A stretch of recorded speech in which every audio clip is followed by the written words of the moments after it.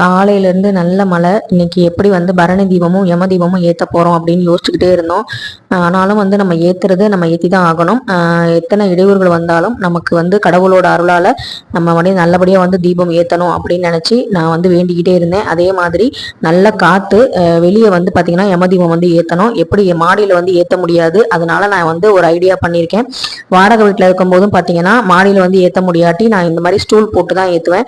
அதே மாதிரி நம்ம வீட்டில் எத்தனை நபர்கள் இருக்காங்களோ அத்தனை நபர்களுக்கான விளக்க போட்டு பூ வச்சு தாம்பூலத்தில் வச்சுட்டு அதுக்கப்புறம் வந்து ஒரு ஸ்டூல் போட்டுக்கிட்டேன். ஏன்னா இந்த விளக்கு ஏற்றும் போது கொஞ்சம் உயரமா இருக்கணும். இது நம்ம முன்னோர்களுக்காக ஏற்றக்கூடிய விளக்கு, அவர்களுக்கு வழிகாட்டக்கூடிய ஒரு விளக்கு. இந்த விளக்கை வந்து நம்ம யமதர்மர் நோக்கி ஏற்றணும். அதுக்காக வந்து தெற்கு திசையை தான் நம்ம தேர்ந்தெடுக்கணும். தெற்கு நோக்கி தான் இந்த விளக்கு வந்து ஏற்றணும். 4 விளக்கம் ஏற்றி பூ வச்சு நல்லபடியா வந்து சாமி கும்பிட்டேன். நான் வந்து என்னுடைய முன்னோர்களை வந்து நான் வந்து நல்லபடியா வேண்டிக்கிட்டேன். அவங்க மேலுகத்துல எந்த கஷ்டமும் படக்கூடாதுங்கிறத வேண்டிக்கிட்டு இந்த தீபம் ஏற்றினேன்.